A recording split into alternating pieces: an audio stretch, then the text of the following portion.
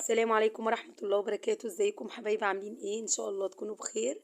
النهارده هنعمل مع بعض حاجة حلوة قوي بخصوص بقى الفالنتين. حبيت برضو ان انا ادخل كده حاجة كده، يعني تعمليها النهارده. لسه النهارده لسه بدري، اليوم لسه طويل معاكم. ممكن تقومي تعمليها بمناسبة عيد الحب بقى، هابي فالنتين دي. النهارده عملتها خطيرة جدا جدا جدا. هنعمل مع بعض الباستا، باستا فلورا. بصوا خطيرة بجد بجد وسهلة جدا. واعمليها بقى النهارده، ولا تورته بقى ولا حاجة، خفيفة كده ومقاديرها سهلة. وفي نفس الوقت بقى ايه بالمناسبة النهارده يعني احتفلي بيها كده انت وعيالك. اعمليها حلوة قوي هتعجبكم، وطعمها لذيذ جدا جدا جدا. مع كوباية شاي بقى، مع كوباية نسكافيه كده، مع عصير بقى طبعا ما انت عايزة، بس هي بقى بيتشرب جنب منها حاجات دافية خطيرة بجد. بصوا ومقرمشة، ولونها الكاميرا ظالمه لونها خالص. الاضاءه النهارده الكاميرا فظيعه، يمكن انتم ملاحظين ان انا عماله اقرب الباستا للكاميرا عشان اللون يظهر. لونها بصوا خطير ومقرمشه، ومحشيه بقى حشوه جامده جامده. تعالوا بينا نشوف هنعملها ازاي مع بعض. ويعني تعالوا بس عشان ايه ما اطولش عليكم. معلش، صوتي مغير، بس انا حبيت ان انا ايه اسجل معاكم النهارده. انا مش كنت ناويه صراحه النهارده، بس انا قلت بقى بخصوص بقى الفالنتين اعمل حاجه. بما ان بقى ايه مش هنعمل تورت ولا هنعمل اي حاجه، هنعمل حاجه النهارده خفيفه كده، وحاجه الكل بيحبها. يعني انت لو رحتي اي كافيه بتطلبيها، الولاد على طول بيطلبوها. تعالوا بينا بقى نشوف هنعمل ايه.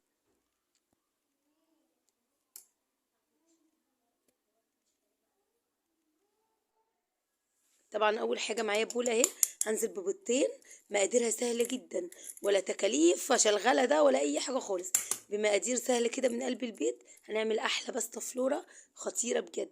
بتتعمل بكذا طريقه، بس الطريقه دي سهله جدا وطريقه خفيفه، وممكن بصي في منت كده تكوني عاملاها. هنزل عليها بقى برشه من الفانيليا. انا حطيت كيسين من الفانيليا اللي هي البودر، ونص كوبايه من السكر اهي. طبعا السكر بقى، عايزه تحطي سكر بودر حطي، عايزه تحطي سكر خشن زي ما انا حاطه. اهم حاجه ان انت تعمليه بالمضرب السيليكون ده، بالمضرب الاستانلس ده، يعني ايه تتك على ايدك شويه. انا ولا هشغل بقى مضرب كهربائي ولا اي حاجه، بالمضرب السلك بسرعه كده. واعمله معاكي لغايه ما اللون معاكي، لون البيض والسكر يفتحي كده زي ما انتم شايفين. هتنزلي بقى بكوبايه سمنه على زيت. عايزه تخليها كوبايه زيت بس برضو بتبقى حكايه بالزيت. عايزه تعمليها زيت على سمنه، الاتنين يعني. بصوا مفيش اختلاف، بس السمنه بتديها نكهه سنه. طبعا دنيت نضرب لغايه ما اللون يفتح معايا كده زي ما انتم شايفين. هنزل بقى بالدقيق بثلاث كوبايات من الدقيق، بحجم الكوبايه المعياريه اللي هي 250 مللي دي، اللي انا بشتغل بيها على طول، كوبايه الشاي. هنزل بثلاث كوبايات من الدقيق. بصوا مقاديرها سهله جدا، وبمعلقه كبيره من النشا. طبعا بصوا هي دي معلقه واحده بس، منها مش كانت مليانه في الاول. معلقه من النشا وثلاث كوبايات من الدقيق وكيس من البيكنج باودر. هقلب بقى كله. طبعا المضرب هيبقى تقيل عشان الدقيق كتير، ثلاث كوبايات تقال. لميه بايدك كده ما تعجنيش، لمي العجين بايدك اهو. بصوا انا هسيب دلوقتي بقى المضرب السلك، وهلمها بقى بايدي اهي. تتلم بسرعة سهلة جدا، ولمتها اهي، ما تعجنهاش ولا اي حاجة. طبعا هقسم العجينة دي لتلتين وتلت اهي زي ما انتم شايفين.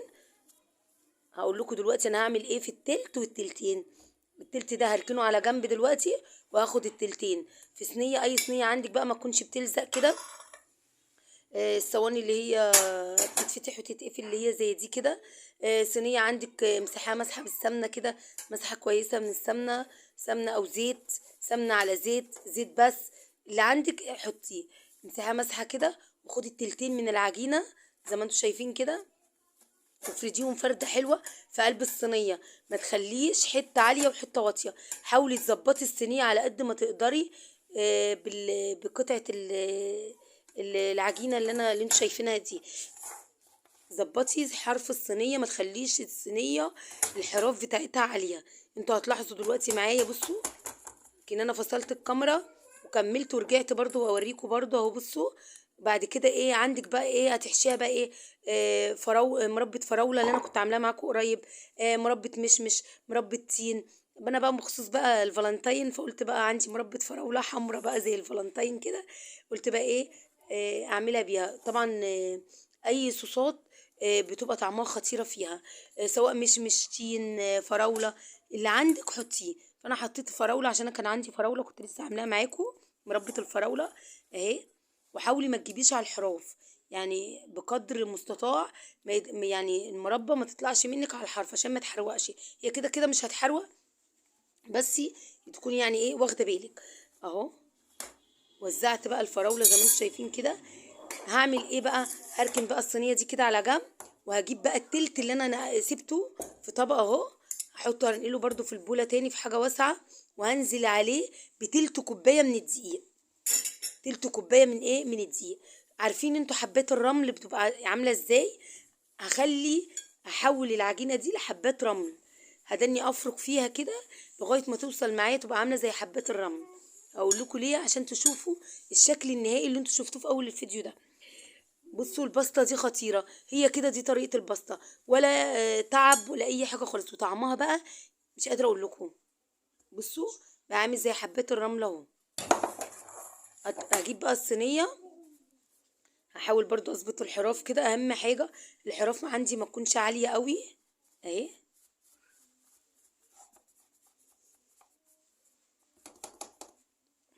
بسويها.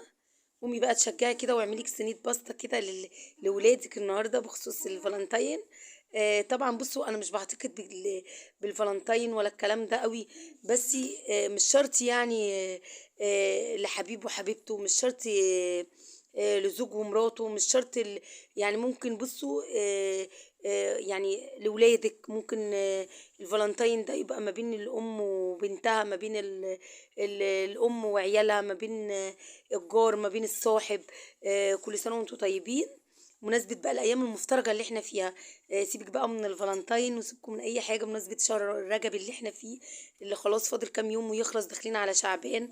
اللهم بلغنا، اللهم بلغنا رجب وشعبان اتلخبطت. اللهم أتمم علينا رجب وشعبان وبلغنا رمضان بالصحة والخير والسعادة. وبلغنا رمضان يا رب بكل خير وبكل صحة وبكل سعادة، ويجعل دايما الأيام المفترجة كويسة علينا. يجعل تدخل علينا بالسرور والبهجة، ويبعد عن كل بيت الكرب والهم والحزن، وما يدخل غم على المسلمين أبدا. ويجعله شهر مفترج علينا، شهر رمضان يجعله شهر مفترج على الكل، ويفكها على عباده، ويجعلنا يا رب من العتقاء من النار.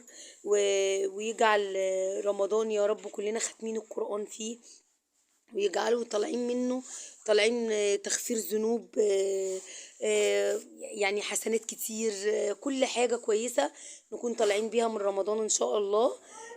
طبعا أمين يا رب العالمين. أنا جبت الباستا بعد ما خلصتها زي ما انتوا شفتوا كده، حطيتها في الشبكة اللي في النص في الفرن، ولعت الفرن من تحت، قعدت بالظبط تلت ساعة. وفتحت عليها الشوايه 5 دقايق. بصوا اللون مش زي ما انتوا شايفينه كده خالص، اللون بني كده جميل، والله العظيم مدي للون الذهبي الغامق كده، لونها خطيره بس الكاميرا ظالمه اللون. طبعا طلعتها اهي، وهقطعها بقى قطعها زي ما انت عايزه تقطعها، مثلثات مربعات. طبعا ما تقطعيها، بصي هي مقرمشه وطريه كده من جوه، بصوا طعمها خطير بجد يعني.